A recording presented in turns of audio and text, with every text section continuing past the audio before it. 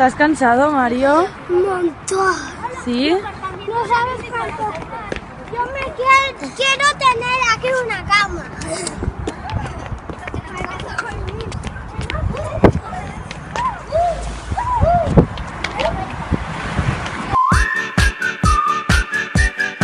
Es un cerdo. Qué guay, ¿no? Es un cerdo. Ya, por eso le llamamos cerdo.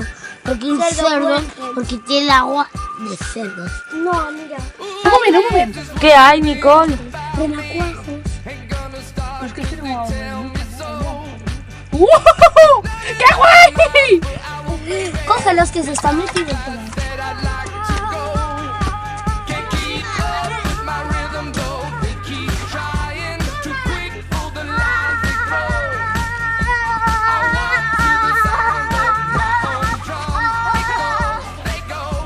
¿Dónde estamos, Mario? En la casa de Málaga.